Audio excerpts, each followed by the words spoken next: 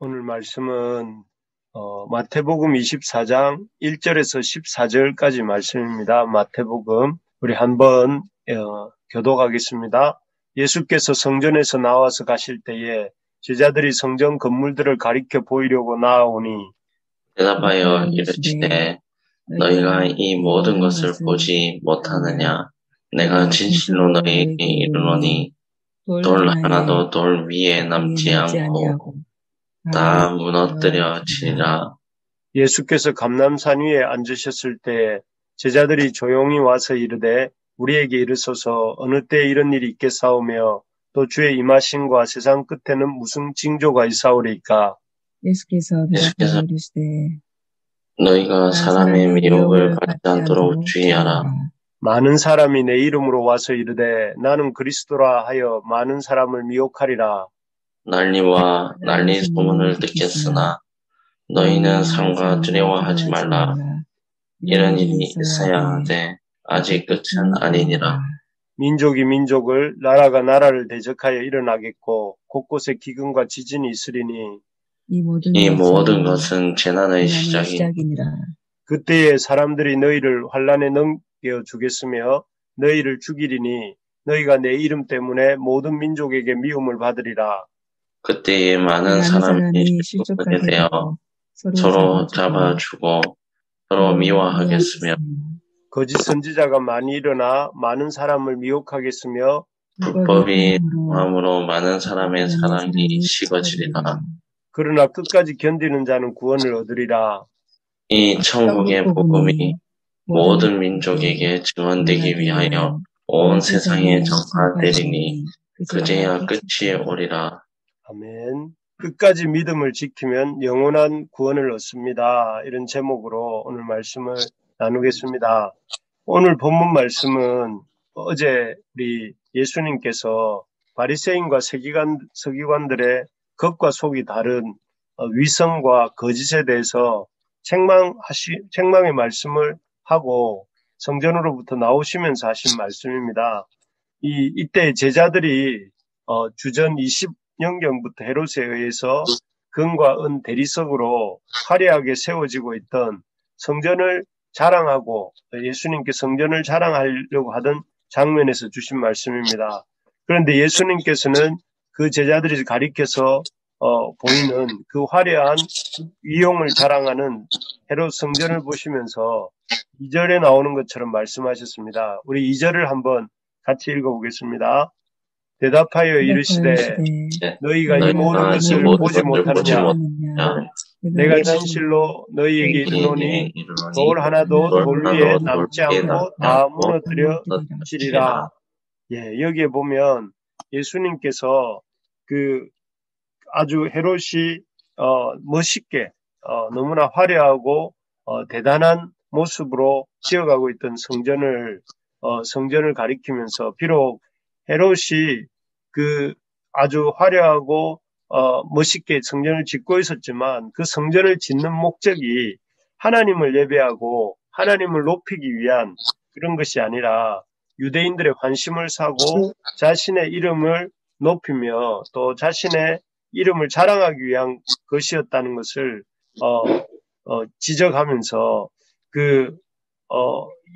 그것을 지적합니다. 그러면서 마치 바리새인과 서기관들이 백성들을 보란 듯이 큰 길에서 기도하고 또 소문내어서 금식하고 또 요란하게 구제헌금을 하면서 하나님을 높이는 것이 아니라 자신들의 종교적 열심과 또 종교적 의를 자랑하려고 했던 것처럼 이렇게 지금 이 헤롯은 그 성전을 짓고 있었던 것이죠.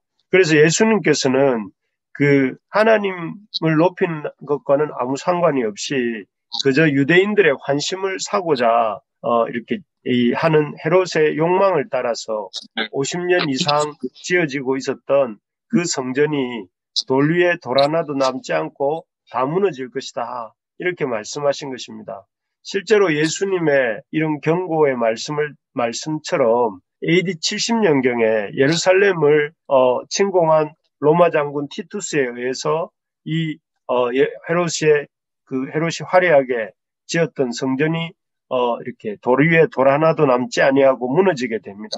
그래서 80년 이상 걸려 지었던 예루살렘 성전이 AD 70년 티투스 장군에 의해서 단 3년 만에 이렇게 이 성전의 서쪽 벽만을 남겨둔 채 돌 위에 돌 하나도 남지 않고 폐허가 되었던 것을 되고 맙니다. 참 너무나 놀랍고 두려운 일입니다.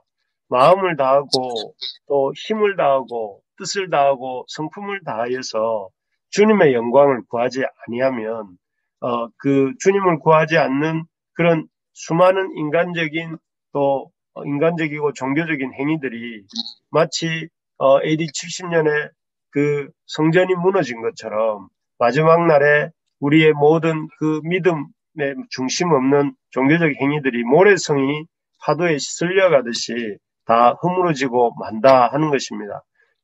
그렇기 때문에 우리가 참, 이 자기 만족과 자기 자랑을 위해서 이 바리새인들처럼 또 헤롯이 지은 이, 예루살렘 성전처럼 이렇게 종교 생활해서는 안 된다 하는 것입니다.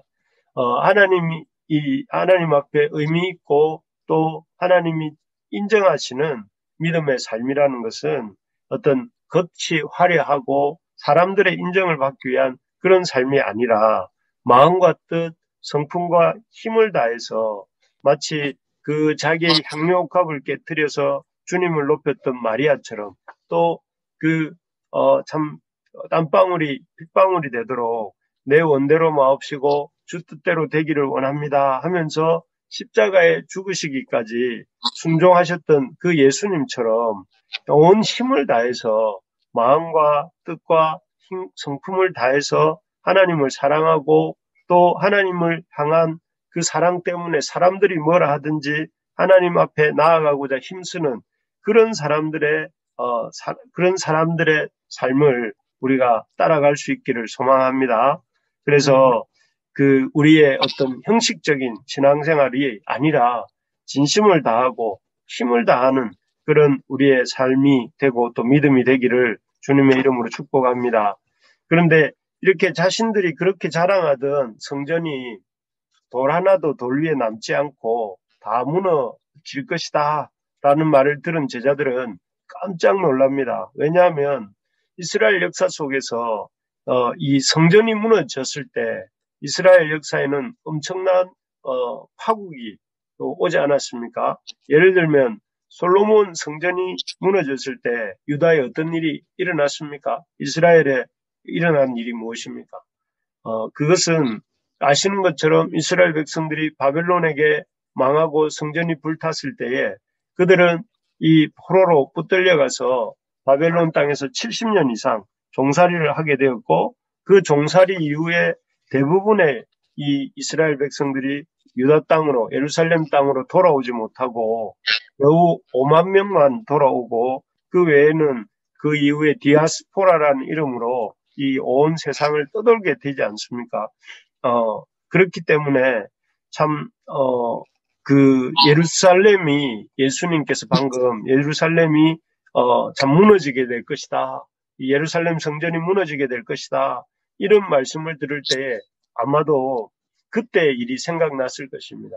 이 BC 586년에 유다가 바벨론에 의해서 망했던 것처럼 예루살렘 성전이 또 무너진다면 어떤 세상 끝이 올까 하고 두려웠어요. 그래서 3절처럼 물었습니다. 3절 우리 한번 또 읽어볼까요? 시작. 예수께서 감람산 위에 앉으셨을 때에 제자들이 조용히 와서 이르되 우리에게 이르소서 어느 때에 이런 일이 있겠사오며 또 주의 임하심과 세상 끝에는 예, 이렇게 묻습니다. 그래서 제자들의 마음속에는 그럼 이게 세상 끝인데 그러면 그 세상 끝에는 무슨 징조가 있겠습니까? 하고 예수님께 물었습니다.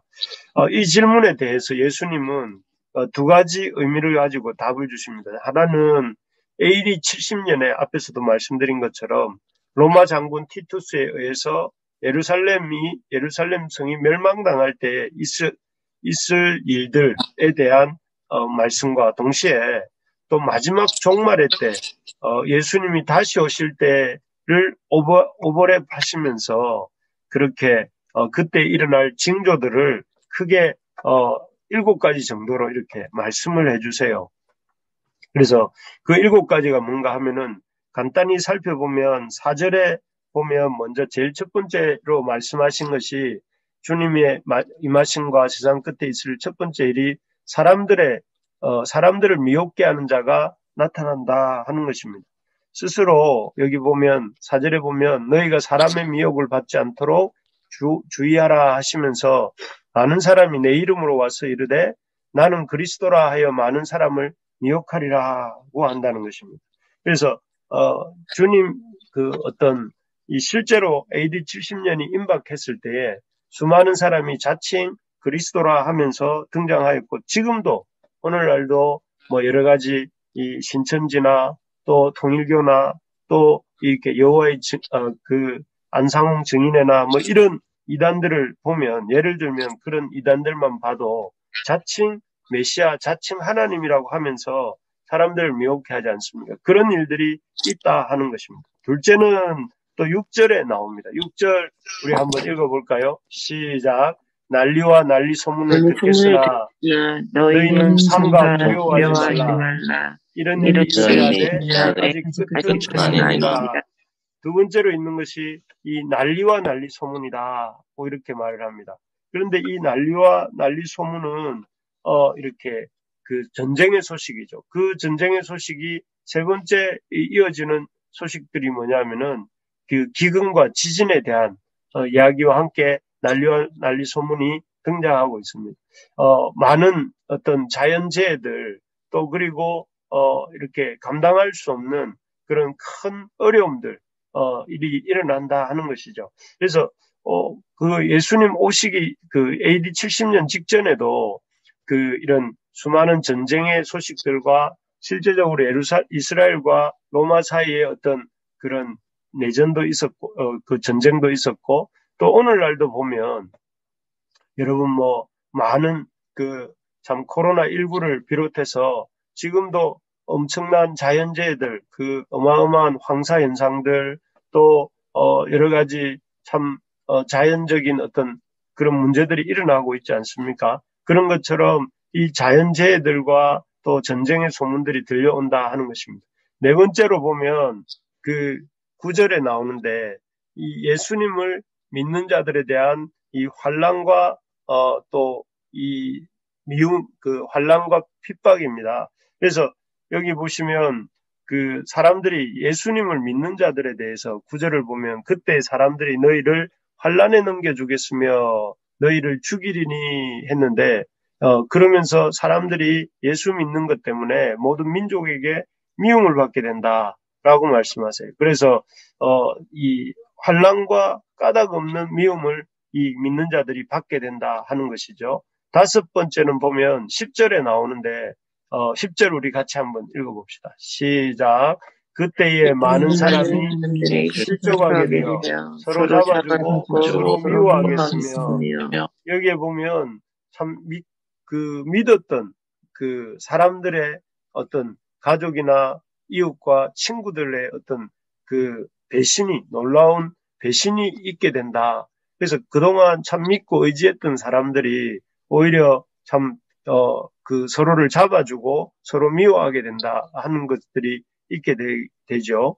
그리고 여섯 번째가 11절에 나오는데 그 말씀을 왜곡해서 가르치는 거짓 선지자들이 등장한다 하는 것입니다. 이 교회 안에 일어나는 거짓 가르침을 가르치는 자들이 등장하게 된다는 것입니다. 그리고 일곱째 마지막이 우리 12절 한번 더 읽어봅시다. 12절 시작.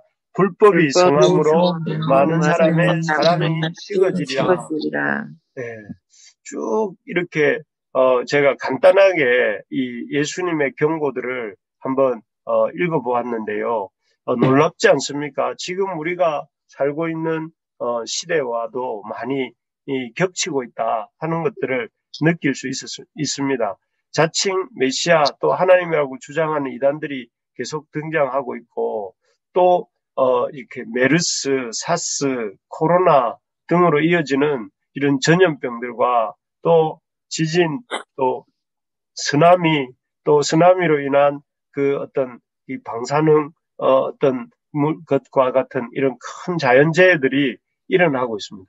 그리고 무엇보다도 가짜 종교인들 뿐만 아니라 또 신실하게 주님을 믿고 살려고 하는 사람들에게도 무차별적으로 이렇게 퍼부어지는 기독교에 대한 비난과 핍박, 잘못된 행위를 하는 사람은 말할 것도 없고 그냥 잘못된 행위와 상관이 없을지라도 예수님을 믿고 산다는 이유 하나만으로 참 이렇게 뭔가 비난당하고 협박받고 또 이렇게 하지 않습니까? 그런 것들이라든지 또 함께 믿음의 길을 달려가던 우리 믿음의 친구들, 동력자들이 갑자기 이렇게 참 함께 하지 않는 그런 일들이 일어나고 또 사람들 마음속에 주님을 향한 사랑의 마음이 식어지고 또 불법이 난무하고 참 이런 모습들이야말로 오늘날 우리에게 지금 일어나고 있는 일들이다 하는 것들을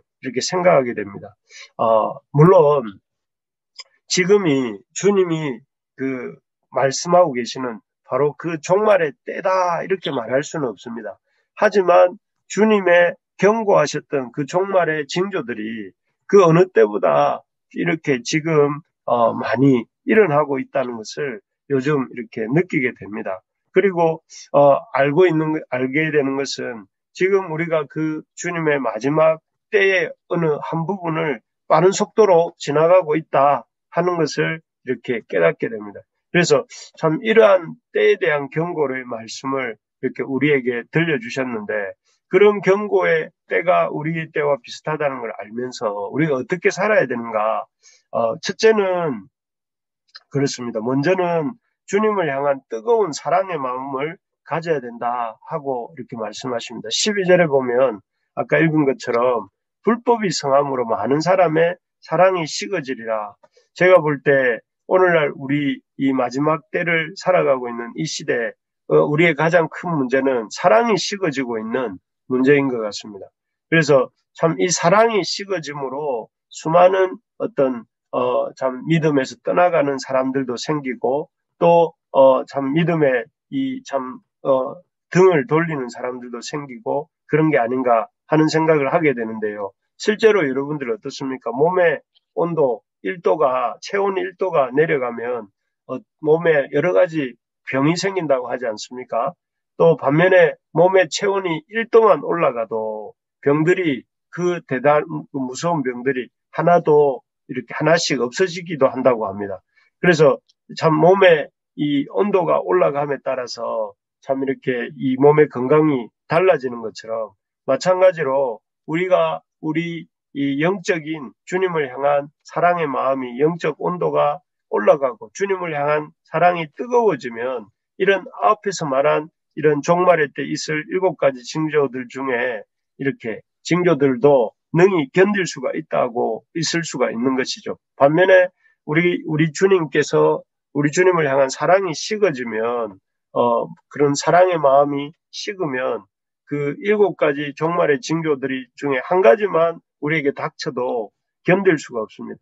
쉽게 이단에 미혹될 수 있습니다. 우리에게 주님을 향한 뜨거운 사랑이 없으면 쉽게 이단에 미혹되기도 하고 또 참 그 믿었던 사람들의 어떤 참 이 떠나감 앞에서 우리가 한없이 좌절하게 되기도 하고 또 까닭 없는 비난과 핍박 앞에서 낙심하여서 신앙이 힘들어지기도 하고 또 우리가 참 조금만 어려움이 참 있다 할 때 그 어려움을 견디지 못하고 쓰러질 수밖에 없는 것입니다. 그래서 우리가 다른 무엇보다도 이 종말의 시대를 살아갈 때에 무엇보다 우리 자신을 위해서 힘써야 될 것은 바로 우리 주님을 향한 우리의 사랑이 뜨겁게 회복되기를 기도하는 것입니다. 바라기는 우리 부르심의 가족들이 우리를 위해서 자기의 목숨까지도 아끼지 않고 그 모든 것을 내어주신 우리 주님의 사랑을 그 놀라운 사랑을 이렇게 깨닫는 은혜가 있기를 소망합니다. 주님이 우리를 참 목숨을 바쳐서 또 목숨을 내어주시기까지 우리를 사랑하셨다 하는 사실을 여러분 우리가 놓치지 맙시다. 그래서 우리가 주님을 향해서 그 우리 마음속에 우리의 주님을 향한 사랑의 온도가 뜨거워질 수 있게 해달라고 또 아주 이렇게 불타오를 수 있게 해달라고 우리가 기도할 수 있기를 소망합니다. 그래서 여러분 우리가 왜 참 신앙생활을 하고 가정생활을 하고 직장생활을 합니까? 어떻게 그런 생활들을 감당합니까? 그것은 다른 무엇이 아니라 나를 죽기까지 사랑하신 그 주님의 사랑을 생각하면서 그 주님의 사랑에 나도 사랑으로 응답하는 그런 삶이 되고자 하는 그런 간절한 마음으로 뜨거운 주님 사랑하는 마음으로 가정에서 살고 주님 사랑하는 마음으로 참 직장에서 살아내고 주님 사랑하는 마음으로 교회에서 또 우리에게 주어진 역할을 감당하고 주님 사랑하는 마음 때문에 사회생활을 감당하는 그런 이 참 주님의 사랑 때문에 살아가는 우리 모두가 될 수 있기를 간절히 소망합니다. 아멘. 그래서 여러분 무엇보다 이 종말의 시대를 살아가는 저와 여러분들에게 일어나야 될 회복이 주님에 대한 사랑의 회복인 줄 믿습니다. 그래서 참 우리 기도합시다. 하나님 앞에서 늘 내 마음속에 주님 이 참 마지막 때를 향해 지금 치닫고 있는 이 시대 가운데 저에게 하나님 사랑하는 마음을 주십시오. 사람들이 뭐라 할지라도 또 우리 주변의 믿음의 동력자들이 어떠한 삶을 산다 할지라도 그런 모습에 영향받지 않고 주님을 마음과 뜻, 힘과 성품을 다해서 사랑하는 우리 모두가 될 수 있도록 해달라고 우리 기도하면 좋겠습니다. 그리고 두 번째로 보면 이러한 종말의 시대에 우리가 가져야 될 것이 무엇이냐면 뜨거운 사랑의 회복이 첫 번째라면 두 번째는 믿음의 인내를 갖는 것입니다. 우리 13절 같이 한번 읽어봅시다. 13절입니다. 시작. 그러나 끝까지 견디는 자는 구원을 얻으리라. 예, 이 믿음의 인내가 참 필요하다. 믿고 인내하는 것이 필요하다고 이렇게 말씀하십니다. 사랑이 식어지지 않도록 하는 것. 그 다음에 이렇게 이 끝까지 견디는 믿음을 갖는 것. 이렇게 주님이 말씀하십니다. 요즘 코로나를 통해서 참 이렇게 종말에 일어날 여러 가지 징조들 중에 하나가 우리 가운데 일어나고 있는데요. 이런 시간들을 통해서 주님이 우리 가운데 알곡과 가라지를 드러내고 계신 것입니다. 물론 우리는 누가 알곡이고 누가 가라지인지 알지 못합니다. 우리가 참 아는 것은 이 주님께서 이 코로나라는 시간들을 통해서 시련들을 통해서 이름만 크리스찬이고 무늬만 크리스찬이었던 사람들의 죄악을 낱낱이 드러내고 계십니다. 그리고 동시에 이름도 없이 빛도 없이 주님을 열심히 섬기고 따르려고 하는 주의 백성들은 또 누구인지 하는 것도 드러내고 계시는 것을 보게 됩니다. 참 주님께서 이 시간들을 참으로 우리에게 믿음의 연단에 또 믿음의 진실성을 드러내고 믿음을 연단하시는 시간으로 사용하고 계시는 줄 믿습니다. 그래서 여러분 이 코로나의 시간들 속에서 여러분 우리가 주님을 향한 우리의 믿음의 진실함을 입증해내는 그런 시간이 될 수 있도록 우리 힘써서 기도합시다. 이 코로나로 인해서 여러분 여러 가지 영적인 또 육적인 가정적인 또 직장적인 또 여러 가지 어려움들이 있지만 이런 어려움들 속에서도 우리가 주를 향한 우리의 믿음이 더욱더 커지고 주님을 향한 우리의 사랑이 더 뜨거워지는 그래서 우리의 모두가 참 주님 앞에서 가라지가 아니라 알곡이라는 것을 드러내는 그런 시간들이 될 수 있기를 주님의 이름으로 축복합니다. 그래서 여러분 이 시간들이 그냥 주어지고 있는 시간들이 아니라 우리가 주님 앞에서 우리 주님을 향한 우리의 믿음이 진실성을 입증하고 드러내고는 그런 연단의 시간인 줄 알고 어렵다고 뒤로 물러가지 말고 또 어렵다고 그냥 쉬고 있지 말고 어렵다고 그냥 피할 길만 생각하는 것이 아니라 누구를 탓하고 누구를 원망하는데 우리의 힘을 쏟는 것이 아니라 우리가 더 힘을 내어서 우리에게 맡겨주신 믿음의 자리를 지키고 또 그 믿음의 자리에서 충성하면서 주님 앞에 주님의 몸된 또 참 교회를 세워가는 일에 힘쓰는 저와 우리 사랑하는 동역자들 될 수 있기를 주님의 이름으로 축복합니다.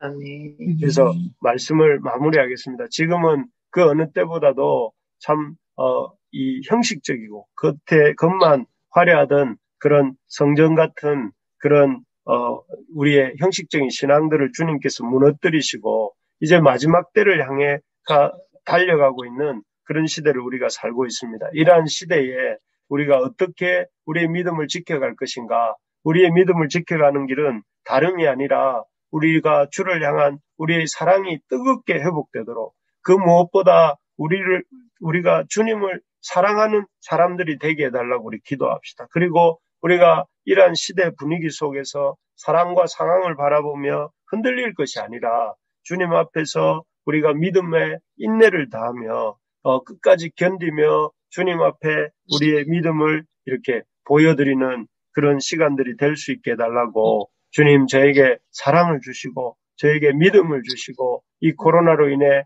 일어나는 가정적이고 또 개인적이고 또 이런 일적인 어려움들을 주님 이 믿음으로 잘 감당할 수 있게 해달라고 또 우리 주변에 우리 교회 동역자들이 그렇게 우리처럼 다 견뎌내고 이 코로나로 인해서 우리의 믿음이 더욱더 견고해지는 이런 은혜가 있게 해달라고 우리 자신과 우리 교회와 우리 동역자들을 생각하면서 우리 이 시간 같이 기도하는 시간 가지면 좋겠습니다.